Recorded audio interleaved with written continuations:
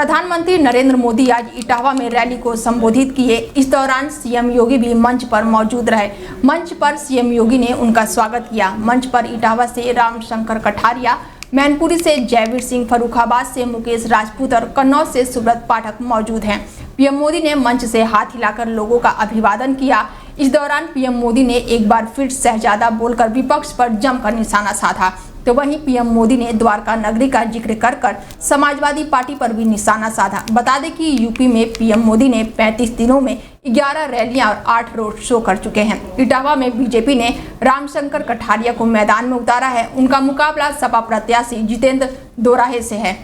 भगवान श्री कृष्ण की जो द्वारिका है वो समुद्र के नीचे डूबी हुई है, तो पुरातत्वविदों ने खोज के निकाला है। तो मेरा मन करता था कि जो द्वारिका प्रभु कृष्ण ने बनाई है, मुझे वहां जाकर के माथा टेकना चाहिए।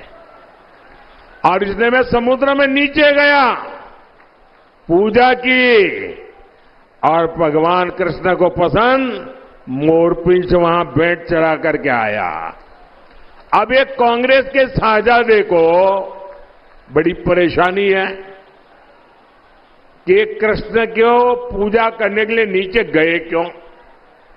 अब मैं ये यहां के सपा वालों को पूछना चाहता हूं, अरे आप तो अपने आप को यदुवंशी कह रहे हो, श्री कृष्ण के वारिस कह रहे हो, और देश का प्रधानमंत्री श्री कृष्ण की पूजा करे और तुम्हारे अपने साथी उसकी आलोचना करे, अरे तुम काहे को यदुवंशी हो रहे।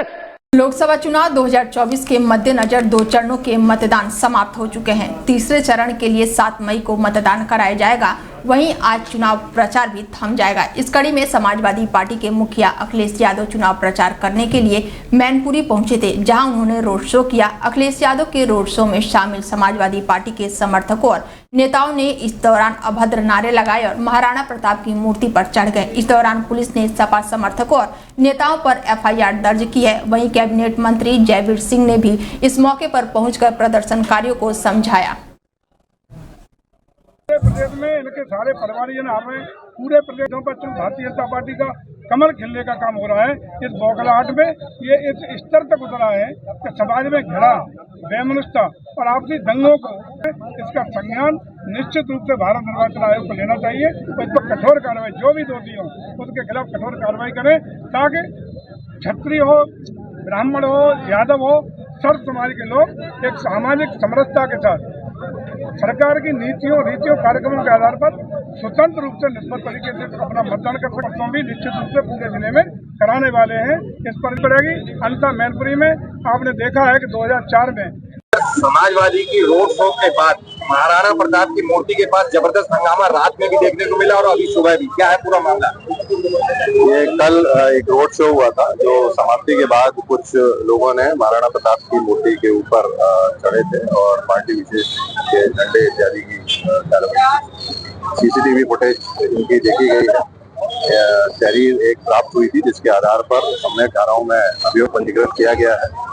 पूरी विवेचना और छानबीन करने के बाद इसमें कार्रवाई की जाएगी। आज सुबह भी इस संबंध में कुछ लोगों ने यहाँ पर समाजवादी पार्टी के राष्ट्रीय महासचिव शिवपाल सिंह यादव ने डीएम और एसएसपी से शिकायत करके पुलिस पर सपा कार्यकर्ताओं को उठाने का आरोप लगाया है और कहा कि कई थानेदार चुनाव बाधित करना चाहते हैं।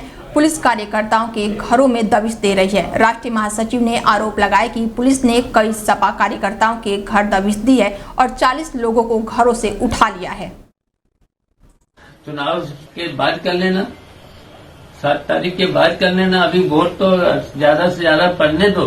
ये तो चुनाव आयोग की गाइडलाइन भी है, ज्यादा से ज्यादा वोट पड़े। आप लोग डिस्टर्ब कर रहे, बाधित कर रहे हैं, वोट न पड़े। ऐसा तो कभी हुआ नहीं है। आप तो चुनाव आयोग की गाइडलाइंस को भी नहीं मान रहे हैं। हेलो, कौन अधिकारी करा रहा वो मुझे बता दो। नहीं, आप अपने मन से कर रहेगा। अधिकारी जो करा रहा है और उसका नाम बता दो मुझे, तो उससे बात करने में और उससे हम बात कर लें। नहीं तो फिर हमें अपने लोग सब बुलाना पड़ेंगे, हमें बुलाना पड़ेंगे, सब थानों पे हम बैठाल देंगे सब लोगों को। हाँ, और जहाँ जहाँ चुनाव हो गए और जहाँ चुनाव नहीं हो रहे हैं, पूरब से लेके पश्चिम तक हम सभी थानों पे बुला के बैठाल देंगे फिर।